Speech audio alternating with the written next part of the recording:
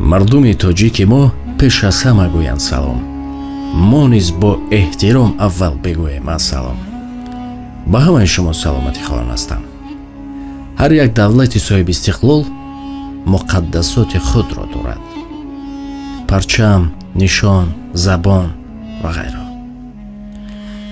мо ҳам мардуми тоҷик дар таърих чандин борҳо парчамҳои ваз мешуд.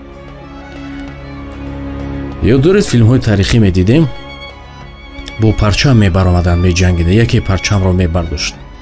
яъне дар ҳамон завон парчам номуси онҳо буд. агар ки парчамашонро душман мегирифт, гӯё номусашонро гирифт. ва чандин қиссаҳои дигар аз атрофи ин. бо чандин ҷавонҳо вақте суҳбат мекардем, атрофаш чизе намедонистанд. пас биёед имрӯз як кӯтоҳ ҳам бошад атрофи ин суҳбат мекунем ва шояд аз ин ба худ чизеро ба худ бигиред. табиб олида ба шумо рафтем.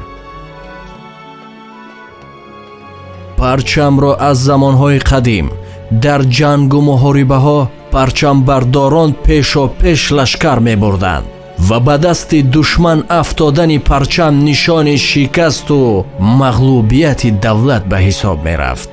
ин калима ба ин маъне дар адабиёти гузаштаи мо корбурди фаровон дорад. аз ҷумла мегӯянд ки чунин овозаи ҳамлаи лашкари муғул ба Хоразм расид. хоразмиён ба пеши орифи маъруф шайх Наҷмиддини Қубро, ки дар он айём муқими Хоразм буд, омаданд ва гуфтанд ки шайх, дуо кун ва ин балоро аз сари мо рафъ соз. шайх гуфт ки ин балои бузург аст ва рафъи он ба дуо наметавон кард. пас гуфтанд сари худ гиру бо муридон аз Хоразм берун шав, ки кофарони муғул чун ба Хоразм пирӯз шаванд, туро ву муридони туро амон нахоҳанд дод. шейх Наҷмиддин Қубро гуфт ки ман дар рӯзи шодию нишод ҳамроҳи мардум будам. дариғам ояд ки дар рӯзи сахтӣ мардум аз Хоразм берун равам? гуфтанд ки чун лашкари муғул ба Хоразм ҳамла кард, шейх аз нахустин касоне буд ки домони худро аз санг пур карда ва ба ҷанги муғул бархост. чун сангҳои доманаш ба охир расид, аз дасти парчамбардори муғул парчами муғулро кашида гирифт. лашкари анбӯҳи муғул ба сари шайх рехт. ӯро шаҳид карданд, куштанд ва 7 сарбози муғул ба душворӣ панҷаи шайхи шаҳидро боз карда парчами худро берун оварданд. аз он ки мавлоно мегӯяд дар дасти дигар парчами кофар дорем, ишора ба ҳамин парчами муғул аст. парчам ин як номус буд дар даври ҷанг. парчами душманро мегирифтӣ гӯё номусашро. ниёкони мо ҳамчун ба маънии парчам бештар аз калимаи дарафш ё дарафши ковиёнӣ истифода карданд. дарафши ковиёнӣ парчами давлати шоҳони қадими эронӣ нажод аз пешдодиён то сосониён буд. бархе муаррихон нахустин парчами миллии мо, яъне дирафши ковиёниро мурбат ба парчами чармии коваи оҳангар донистанд, ки бо он кова бар зидди беадолатиҳои заҳоки морон бархост ва пешдомани парчами оҳангари худро ба найзае овехта, онро парчами муборизае дод, бар бедод қарор дод. заҳок як золим, қотил, инсони зишт буд. дар китфи худ 2 море дошт. ин морҳои ӯ фақат майнаи сар мехӯрданд. дирафши ковиёнӣ қисса мекунад ки 7 ё 10 фарзанд рошт. ба навбат мегирифт, ба қатл мерасонид ва дигар ин тоқат накарду бар зидди ӯ бархест. гӯё аз ҳамон давра парчами мо пайдо шуд, яъне аз чарми миёни оҳангар, миёнбанд. ба қавли ҳаким Фирдавсӣ дар Шоҳнома, Фаридуни Одбин пас аз шикасти Заҳок парчами чармии коваро бо зару гавҳар орост ва онро дирафши ковиён ном ниҳад.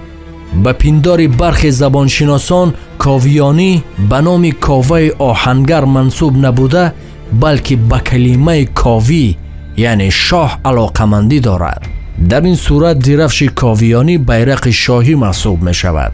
تا دوره آخری حکمرانی ساسانیان یزدگرد سه وجود داشت و پس از جنگ ایرانیان با عربها در قادسیه به دست سپهدار لشکر عرب سعدی وقاص غنیمت افتاد و سعدی وقاص این غنیمت را به خلیفه عمر ابن خطاب هدیه فرستاد. خلیفه عمر این هدیه را پذیرفت و به گفته سرچشمه ها با امر او این پرچم را پاره کردند و زر و گوهر آن را میان سربازان تقسیم نمودند. میدانید تاجیکان در طول 1000 ساله ها صاحب پرچم های گوناگون بودند، ولی هنوز در خصوص پرچم های عهد سامانی و دولتداری های من بعد معلومات دقیق به دست نآمده است. حتی سال قبول پرچم امارت بخارا روشن نیست.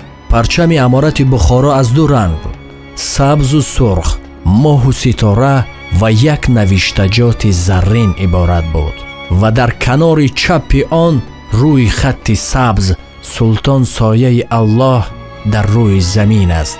سال 1921 پرچم جمهوری خلقی شوروی بخارا قبول شد که همرنگ همان پرچم امیری بود. تنها بجای نوشتجات سلطان سایه الله در روی زمین است 4 حرف ب ن س ر در روی آن نقش کردید که مخفف بخارسکای نارودنaya советская республика.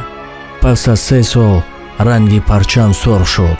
در سالهای 1924 تا 29 پرچم تاجیکستان سراسر سرخ بود. فقط در کنار چپ آن عکس داس تاجیکا و بالغه، ستاره، پخته و نوشتجات نو به خط فارسی پرولتاری های همه جهان به هم آید جای گرفت.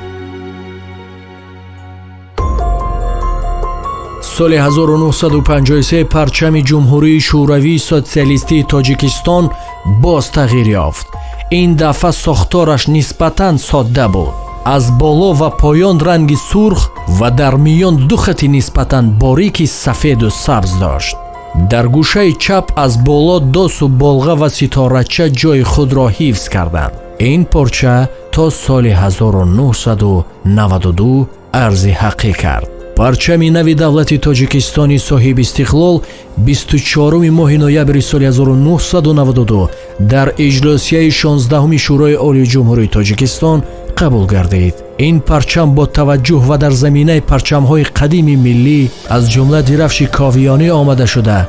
متاع راست کنجه است که از 3 ره رنگی افقی عبارت است. رخ بالای پرچم دولتی رنگ سرخ داشته، پهنای آن به ره پایان سبز برابر می باشد. رخ سفید مابینی 1.5 برابر پهنای هر یک از این ره‌های رنگ است. روی رخ سفید در مابین پرچم با زرحل رسم تاج و بالای آن 7 ستاره در شکل نیم دایره تصویر یافته است. رنگ سرخ پرچم رمز مبارزه و جانثار خلق در راه آزادی و استقلالیت. رنگ سفید رمز بخت و اقبال سفید، نیت نیک خلق کشور.